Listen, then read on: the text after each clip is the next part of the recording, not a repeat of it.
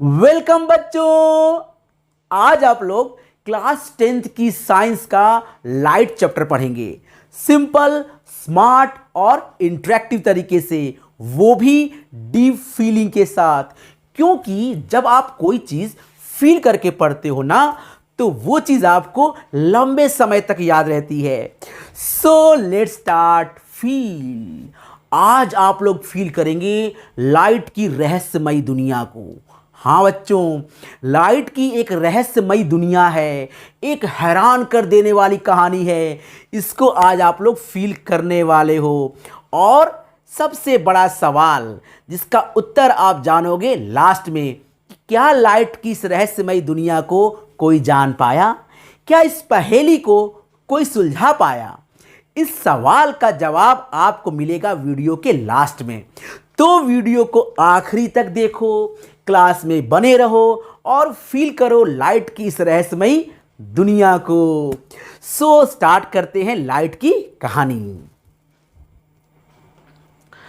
तो बच्चों, आप देख रहे होंगे कुछ साइंटिस्ट यहां पर 1 2 3 4 5, बट ऐसा नहीं कि 5 साइंटिस्ट ही थे जिन्होंने लाइट की दुनिया को जानने की कोशिश की। साइंटिस्ट की तो बात छोड़िए, साइंटिस्ट से पहले बहुत सारे दार्शनिक और ज्ञानी लोग जो साइंटिस्ट नहीं थे, उन्होंने भी लाइट के बारे में जानने की कोशिश की। आपको हैरानी होगी बच्चों, एक ज्ञानी थे जिन्होंने कहा कि लाइट हमारी आंखों से निकलती है। काफी हैरान कर देने वाली बात है ना। अब सोचो उस जमाने में लोग क्या क्या सोचते थे। तो उस जमाने में किसी ने कहा कि लाइट आंखों से निकलती है, तो लोगों ने कहा पागल हो गए हो, लाइट आंखों से निकलेगी, इतनी जल्दी सूर्य, चांद और ग्रहों तक पहुंच जाएगी? ऐसा कैसे हो सकता है? खैर, उस समय और कोई था ही नहीं, तो इसी थ्योरी को लोग मानते थे। लेकिन आया बाद में साइंटिस्ट का जमाना, और हमारे एक ग्रेट साइंटिस्ट जिसको आप लोग जानते होंगे, सर न्यूटन। इस न्यूटन नाम के साइंटिस्ट ने काफी खलबली मचा दी। जो साइंटिस्ट लाइट के बारे में जानना चाहते थे, लाइट के बारे में जो लोग रिसर्च कर रहे थे, उनको साइंटिस्ट ने एक बहुत बड़ा झटका दिया। क्या था वो झटका? देखो, इससे पहले मैं आपको एक छोटी सी स्टोरी बताता हूं, ठीक है? आपने रेनबो देखा होगा, आसमान में 7 कलर। लेकिन क्या आप जानते हैं कि जो रेनबो होता है, इसमें 7 कलर होते हैं। लेकिन न्यूटन से पहले लोग ये मानते थे कि रेनबो में 5 ही कलर होते हैं। कैन यू इमेजिन कि लाइट में 5 कलर? लेकिन बाद में न्यूटन ने एक्सपेरिमेंट किया और बताया कि लाइट में 5 नहीं 7 कलर होते हैं। है ना कमाल की बात? अगर सोचो, न्यूटन ने नहीं कहा होता, एक्सपेरिमेंट नहीं किया होता, तो हम क्या मानते आज भी? कि लाइट में 5 कलर होते हैं। ठीक है, तो ये थी लाइट की एक छोटी सी कहानी। अब आते हैं हम लोग वापस अपने मेन कहानी पर, मेन स्टोरी। तो क्या ऐसा कह दिया न्यूटन ने कि जिससे सब लोग चौंक गए, हैरान हो गए? तो उन्होंने ऐसा कहा कि लाइट जब सोर्स से निकलती है तो छोटे छोटे छोटे छोटे पार्टिकल के रूप में निकलती है। ये थे हमारे साइंटिस्ट न्यूटन बाबा, सर न्यूटन कहते हैं जिनको। इन्होंने अपनी एक थ्योरी दी जिसे कहा जाता था पार्टिकल नेचर ऑफ लाइट। इसका मतलब क्या हुआ? इसका मतलब हुआ कि न्यूटन ने यह कहा कि लाइट अपने सोर्स से निकलती है तो पार्टिकल के रूप में ट्रेवल करती है, छोटे छोटे पार्टिकल निकलते हैं। और उन्होंने एक बहुत बड़ी बात कही थी जो आज भी ट्रू है, कि लाइट सीधी रेखा में चलती है। उन्होंने इसे एक्सपेरिमेंट भी किया। अच्छा, आप भी कर सकते हो बच्चों।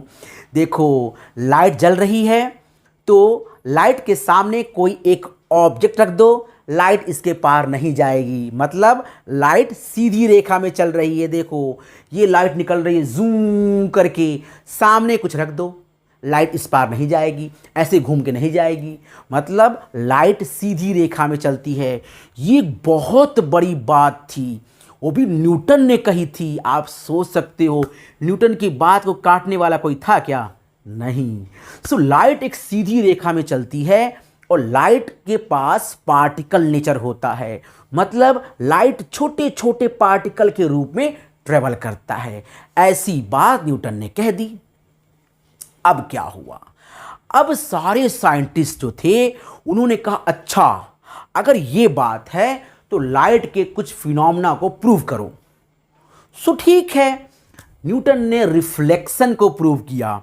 आपके चैप्टर में है रिफ्लेक्शन, तो रिफ्लेक्शन को प्रूव किया। रिफ्रैक्शन पे थोड़ा सा अटक गए, लेकिन न्यूटन न्यूटन है। जब रिफ्रैक्शन पे अटक गए तो सारे साइंटिस्ट मजा लेने लगे। अब न्यूटन आए ऊंट पहाड़ के नीचे, तो न्यूटन थे।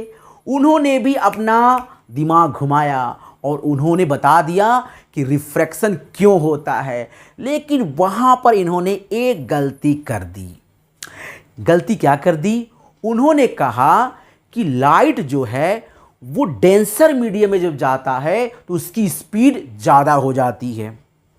अब ये बात आज भी ट्रू नहीं है। ये बात जो न्यूटन ने कह दी कि लाइट डेंसर मीडियम में जब जाता है तो उसकी स्पीड ज़्यादा हो जाती है, मतलब वैक्यूम में लाइट की स्पीड कम होगी, पानी में लाइट की स्पीड ज़्यादा होगी। ये कैसी बात है? लकड़ी में और ज़्यादा होगी, ये कैसी बात है? लेकिन बात थी न्यूटन की। अगर न्यूटन दिन को रात कह दें, रात को दिन कह दें, तो काटने वाला भी कोई दमदार होना चाहिए। लेकिन उन्होंने कह तो दिया इस बात को। 3 बातें कही। क्या बातें थी? पहली कि लाइट पार्टिकल के रूप में निकलता है, दूसरा लाइट सीधी रेखा में चलता है, और तीसरा लाइट जो होता है उसकी स्पीड डेंसर मीडियम में ज़्यादा होती है। अब क्या था? लेकिन तभी उसी जमाने में, उसी समय एक हाइगेंस नाम के साइंटिस्ट थे। ये हाइगेंस नाम के साइंटिस्ट कहाँ गए? हाइगेंस, ये थे हमारे हाइगेंस नाम के साइंटिस्ट। ये भी एक्सपेरिमेंट कर रहे थे और इन्होंने ढूंढ निकाला कि लाइट वेव नेचर शो करती है, मतलब लाइट वेव के रूप में चलती है। अच्छा, अब आपके दिमाग में ये आ रहा होगा कि जब न्यूटन ने कह दिया कि पार्टिकल के रूप में ट्रेवल करती है तो लोग फिर रिसर्च क्यों कर रहे थे?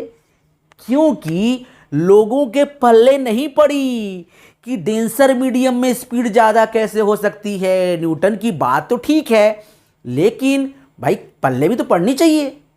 कि अब कोई कह दे कि हाँ मनुष्य के पास 3 नाक होते हैं, कैसे मानेंगे? अब न्यूटन ही कह दे आपके कि मनुष्य के पास 3 नाक होती हैं, कोई मानेगा क्या? नहीं मानेगा। लेकिन न्यूटन के सामने किसी की आवाज़ नहीं निकली, सब चुप हो गए, कोई किसी ने कुछ नहीं बोला, लेकिन अंदर ही अंदर एक्सपेरिमेंट करते रहे। लाइट की 3 फिनोमेना थी, इंटरफेरेंस, डिफ्रैक्शन और पोलराइजेशन। इन 3 फिनोमेना को भी न्यूटन नहीं बता पाए, नहीं प्रूव कर पाए। तब हाइगेंस आए और उन्होंने एक बहुत बड़ी बात कह दी। उन्होंने अपने रिसर्च में बता दिया कि लाइट पार्टिकल नहीं, वेव के रूप में आता है, तरंग के रूप में चलता है। तब क्या था? चारों तरफ खलबली मच गई, लेकिन अंदर ही अंदर, बाहर किसी ने नहीं बोला। हाइगेंस की बात को लोगों ने सुना लेकिन माना नहीं। अब देखिए, आपके पापा अगर कुछ बोल दें तो आपकी हिम्मत है क्या कि आप उन्हें काट दें? नहीं ना। तो पापा जब बोल देते हैं तो इतनी हिम्मत नहीं होती काटने की। वही बात थी न्यूटन के सामने। न्यूटन ने जब कह दिया और हाइगेंस ने प्रूव भी किया, लेकिन हाइगेंस की बात किसी ने नहीं मानी। सब जानते थे कि हाइगेंस सच बोल रहे हैं, हाइगेंस जो बोल रहे हैं वो सही बोल रहे हैं, लाइट वेव के रूप में ट्रेवल कर सकती है। लेकिन न्यूटन बाबा के सामने, सर न्यूटन के सामने किसी की आवाज़ नहीं निकली।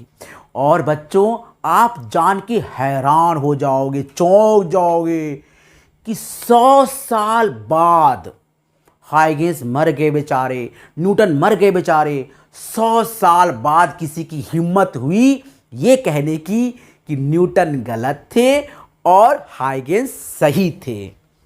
ये है ना काफ़ी हैरान कर देने वाली बात। आप सोचो कि जिस बेचारे ने एक्सपेरिमेंट करके बताया, हाइगेंस ने, कि लाइट वेव के रूप में ट्रेवल करती है, बेचारे की बात किसी ने नहीं मानी, लेकिन 100 साल बाद उसे प्रूव किया गया। किसके द्वारा? यंग नाम के साइंटिस्ट। ये जो साइंटिस्ट आप देख रहे हो, यंग, इस यंग नाम के साइंटिस्ट, ये यंग मतलब जवान नहीं, इनका नाम था यंग। इस यंग नाम के साइंटिस्ट ने एक्सपेरिमेंट किया और दुनिया को बताया कि लाइट वेव नेचर शो करती है, और इंटरफेरेंस जो फिनोमिना थी इसे उन्होंने प्रूव कर दिया, जो न्यूटन बाबा नहीं कर पाए थे। तो इतनी कहानी समझ में आई बच्चों। अब आगे है ट्विस्ट। कहानी समझ में आ रही है आपको? कहानी समझ में आ रही है? न्यूटन ने क्या कहा था? पार्टिकल के रूप में ट्रेवल करती है। इसको हाइगेंस ने नहीं माना, उन्होंने कहा वेव के रूप में ट्रेवल करती है, और उस समय उनकी बात किसी ने नहीं मानी। 100 साल बाद यंग ने प्रूव किया कि लाइट वेव नेचर शो करती है।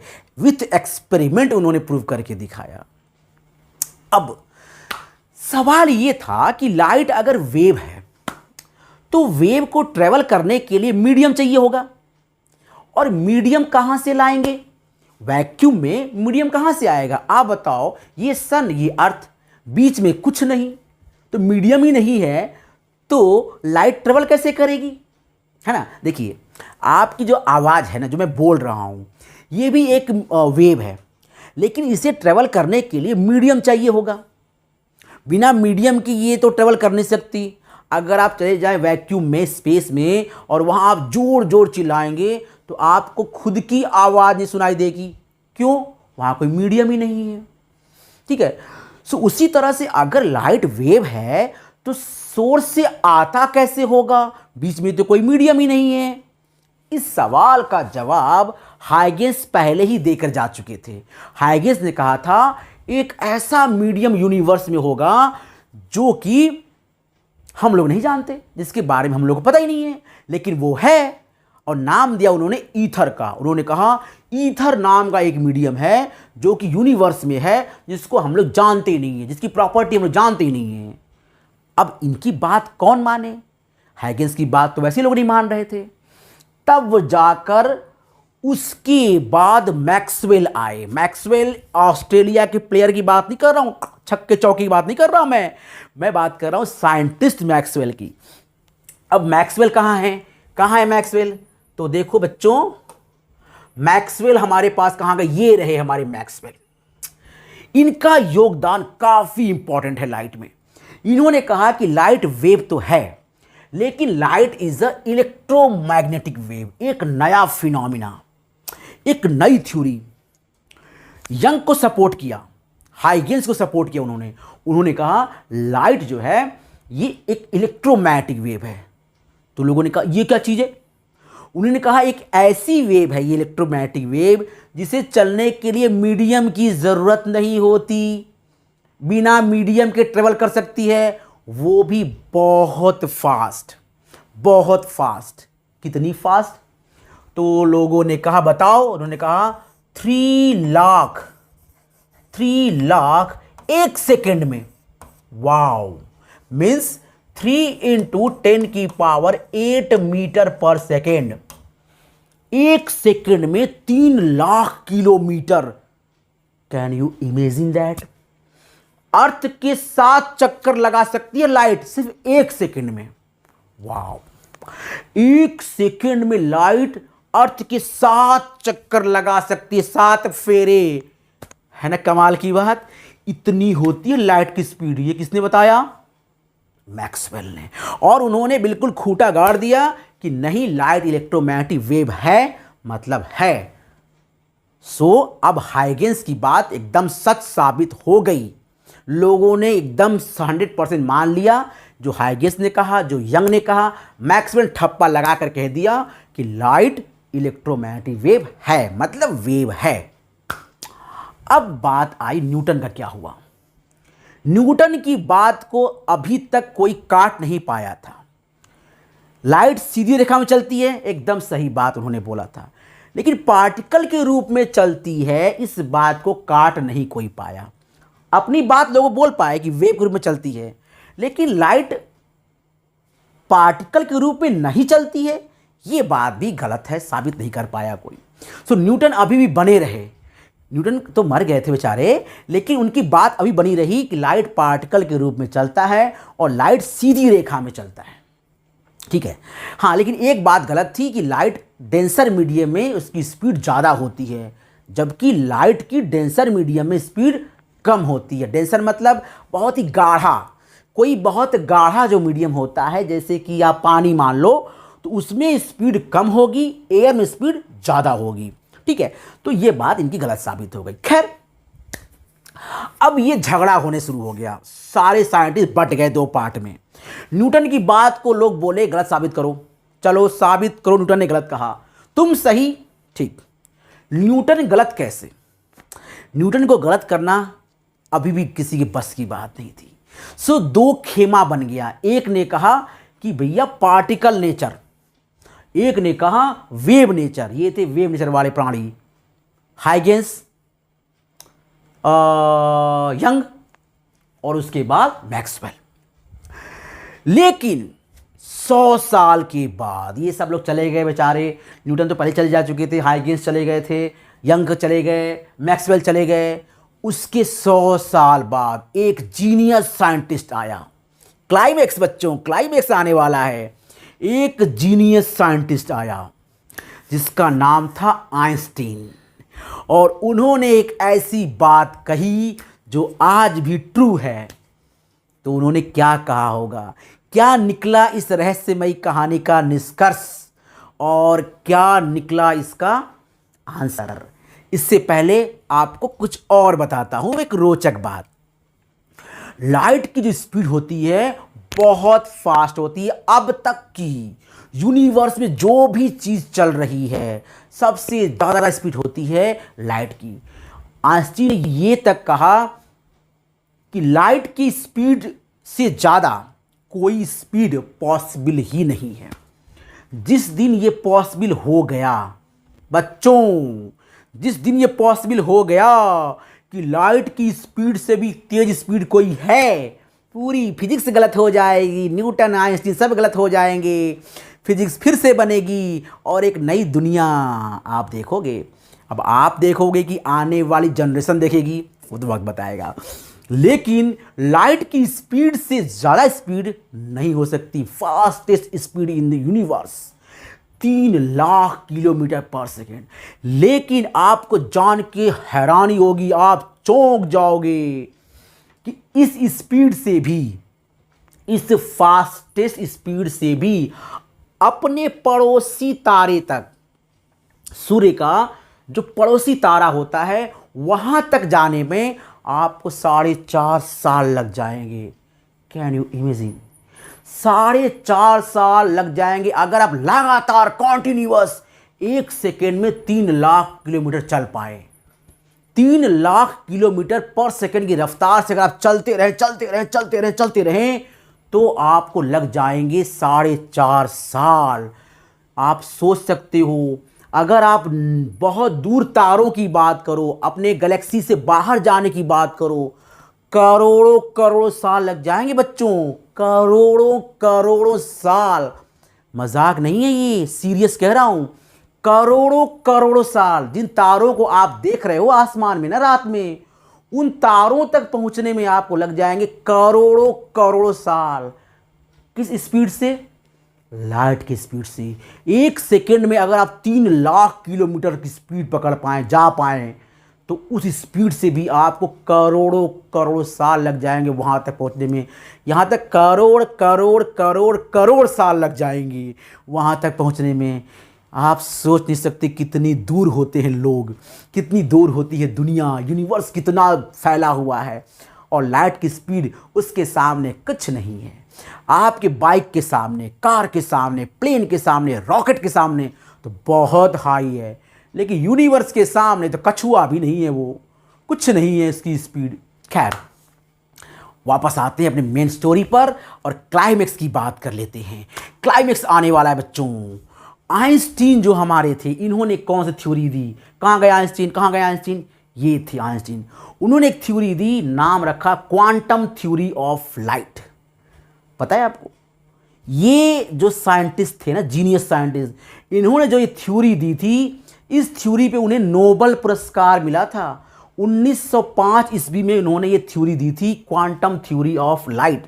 1921 ईस्वी में इनको इसी चीज़ पर नोबेल पुरस्कार मिला था, क्योंकि इन्होंने बहुत सारे स्टेटमेंट, लोगों के झगड़े मतलब साइंटिस्ट के बीच का मतभेद को उन्होंने दूर किया। 100 साल 200 साल से चली आ रही कस में कस को उन्होंने सॉल्व किया। आप भी जानना चाहोगे उन्होंने क्या कहा था? उन्होंने कहा कि लाइट, सुनना, लाइट पार्टिकल नेचर भी है और वेव नेचर भी है। क्या बात है, क्या बात है। दोनों को खुश कर दिया, पार्टिकल वालों को भी खुश कर दिया और वेव वालों को भी खुश कर दिया। उन्होंने कहा लाइट के पास दोनों नेचर है। क्वांटम थ्योरी ऑफ लाइट का मतलब यही था कि लाइट के पास दोनों नेचर है। Dual nature of light, light has dual nature, लाइट के पास दोनों नेचर है, particle as well as wave. तो अगर पूछा जाता है कि क्वांटम थ्योरी ऑफ लाइट का क्या मतलब है, तो इसका मतलब होता है लाइट हैज डुअल नेचर। कौन कौन से nature? Particle as well as wave.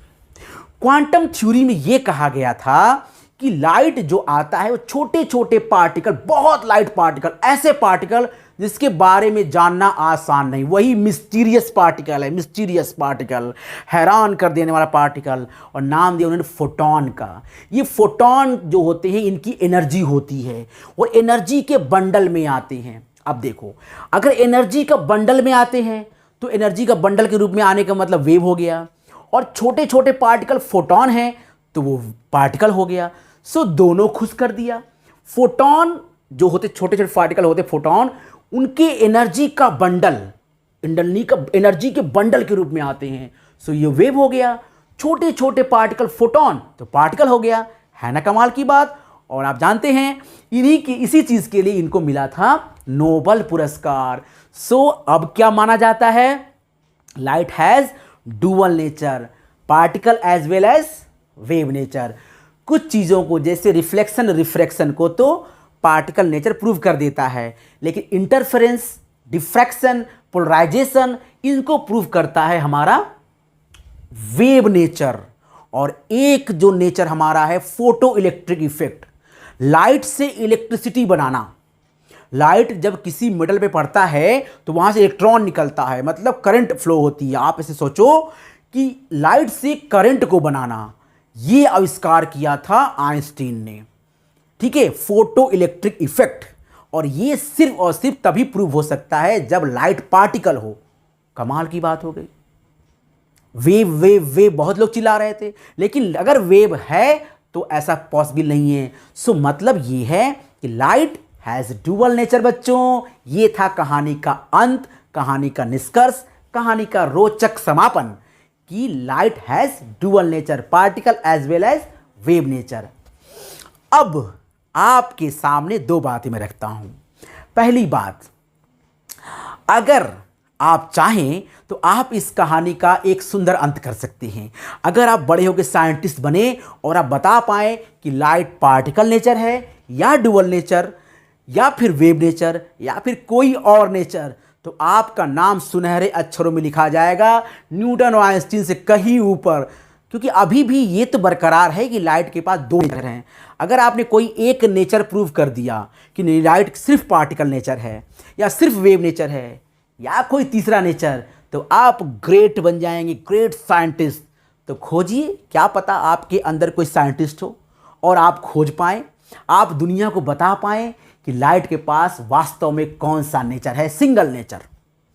और दूसरा चीज़ आपके पास ये है कि आपको अगर ऐसे ही फील करके पढ़ना है, आपको लाइफ में कुछ बनना है, आपको 10th में टॉप करना है, आपको 11th 12th में टॉप करना है, एनडीए, एयरफोर्स, आईआईटी, नीट, ऐसे एग्जाम्स क्वालिफाई करने हैं, बेसिकली आपका कॉन्सेप्ट स्ट्रांग हो जाएगा अगर आप इस चैनल से जुड़ेंगे।